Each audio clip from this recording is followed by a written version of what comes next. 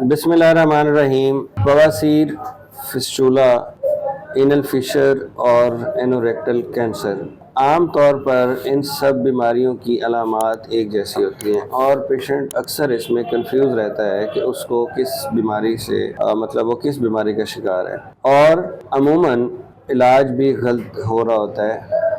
आज मैं इस पे बात करूंगा कि पाकिस्तान में ये किस तरह से फैल रहा है और किस तरह से इसका इलाज गलत हो रहा है और इसका सही इलाज क्या होना चाहिए। मेरा नाम डॉक्टर मुस्तनसर बलोच है और आप देख रहे हैं मेरा सोशल मीडिया यूट्यूब चैनल। आइए बात शुरू करते हैं। सबसे पहले आपको बताता चलूँ कि पाकिस्तान में तकरीबन हर तीसरा बंदा एनोरेक्टल डिसऑर्डर्स का शिकार है, जिसमें पाइल्स, हेमरॉइड्स यानी कि बवासीर, एनल फिशर, एनल फिस्टूला और एनोरेक्टल कैंसर का ज़्यादा बीमारियां हैं। आम तौर पर हमारे माशरे में शर्म की वजह से या हेजिटेशन की वजह से इसकी तशखीस भी लोग प्रॉपर नहीं करवाते। जब तशखीस प्रॉपर नहीं होती, जिस तरह मैं पहले भी अक्सर कहता हूँ कि सोशल मीडिया के रंग बिरंगे चूरन फरोशों से इलाज करवाना शुरू कर देते हैं और लोग ऑनलाइन सोल्यूशन इसका देखते हैं या इस तरह के जो ऑनलाइन बेचने वाले प्रोडक्ट्स हैं उस पर ज़्यादा चले जाते हैं, तो ये बीमारियों को कॉम्प्लिकेट करता है, कॉम्प्लिकेट कर बैठते हैं। सबसे पहले बात करूँगा बवासीर क्या होता है। बवासीर मैं जिस तरह पहले भी बात कर चुका हूँ कि ये एनल या मकद का जो पार्ट है उसके जो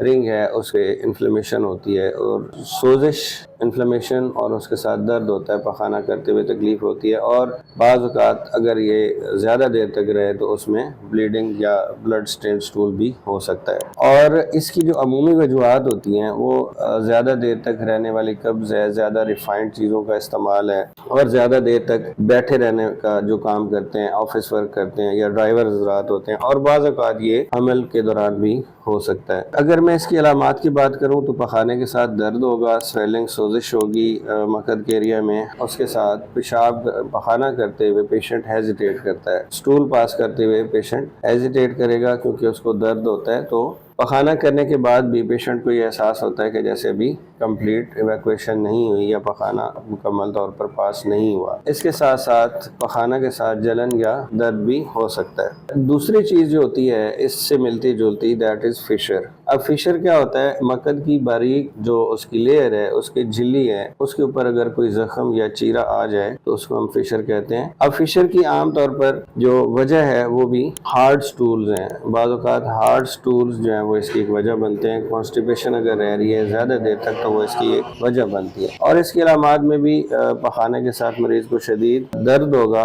और पखाने के दौरान जैसे कोई शार्प पेन होता है, जैसे कोई कट लगता है तो दर्द होता है, इसका एहसास इस तरह से होता है। कभी कभार जो है वो खून के कतरे भी साथ पखाने के शामिल हो सकते हैं। इब्तदाई अलामात या इब्तदाई हालात में इसका मेडिकली ट्रीटमेंट है, मौजूद है, बिल्कुल हो सकता है, लेकिन उसके साथ आपकी लाइफस्टाइल और आपकी डाइटरी मॉडिफिकेशन भी बहुत ज़रूरी है। अब तीसरी चीज़ जो है वो है फिस्टूला। फिस्टूला जो होता है ये बहुत तकलीफ दे और एक कॉम्प्लिकेटेड सा मर्ज़ है। ये क्या होता है कि मकद और जो उसके सराउंडिंग की स्किन है उसके दरमियान एक आप कह लें कि एबनॉर्मल ट्रैक्ट बन जाता है, एक गैर फितरी एक पैसेज बन जाता है जिससे मुसलसल पीप या रतूबत खारिज होती रहती है। अब इसमें यह होता है कि इसकी जो आम तौर पर वजूहात हैं उसमें पुराना जो पाइल्स है, ज़्यादा देर तक पाइल्स रहे और उसका इलाज नहीं हो रहा, फिशर का इलाज नहीं हो रहा तो उसकी वजह से हो सकता है, और बार बार अगर सूजन है तो उसकी वजह से हो सकता है। इसमें यह होता है कि अक्सर पेशेंट सर्जरी करवा लेते हैं, उसके बाद भी ये बीमारी बार बार होती रहती है, दोबारा से आ जाती है। इसके लिए भी मैं यही कहता हूँ, आप जो भी ट्रीटमेंट लें उसके साथ आपकी लाइफस्टाइल और आपकी डाइटरी मॉडिफिकेशन बहुत ज़रूरी हैं। आपने कब्ज़ नहीं होने देनी, कब्ज़ अगर हो रही है उसका इलाज प्रॉपर करना है, टाइमली करना है। चौथी चीज़ पे मैं आऊँगा एनोरेक्टल कैंसर पे।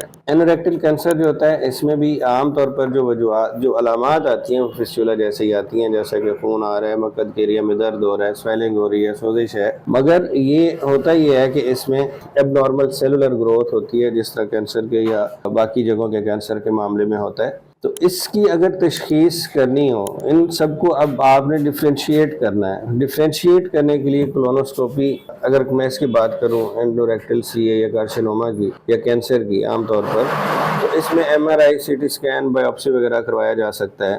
اور اگر یہ بھی ابتدائی جب انیشل سٹیجز میں ہے، یہ ڈائگنوز ہو جائے تو یہ علاج ہو سکتا ہے. اب اگر ان تمام امراض کی جس طرح میں نے بات کی ہے، اس میں جو وجوہات ہیں وہ تقریباً ایک جیسی ہیں. مطلب آپ کا life style sedentary life style ہے، زیادہ دیر تک بیٹھے رہتے ہیں، آپ کی فزیکل ایکٹیویٹی نہیں ہے، آپ کا زیادہ ریفائنڈ پروڈکٹس ہیں، غذائیں ہیں، وہ آپ زیادہ استعمال کرتے ہیں، میدے کا زیادہ استعمال ہے، آپ کا آئل، وائٹ آئل کا زیادہ استعمال ہے. اسی طرح سے آپ کم فائبر والی یا ریشہ دار غذائیں کھا رہے ہیں تو اس کی وجہ سے ایک ہو سکتی ہے. اب اگر آپ نے اس کی تشخیص کروانی ہے، ڈفرینشیل ایک ڈائگنوزس ہونا ہے، تو سب سے پہلے ضروری ہے کہ اس کا آپ جو ماہر واقعی ہے اس سے آپ تشخیص کروائیں. تشخیص کروانے کے لیے انوریکٹل ایگزامینیشن جو ہے وہ، یا ڈیجیٹل ریکٹل ایگزامینیشن ہم اس کو کہتے ہیں، وہ ضروری ہے تاکہ ڈفرینشیٹ کیا جا سکے کہ آپ کو بیماری ہے کیا، اور اس کے بعد پھر اس کے حساب سے اس کا ٹریٹمنٹ کیا جا سکے. جو آپ بغیر تشخیص کروائے علاج کرواتے ہیں، وہ آپ اپنی بیماری کو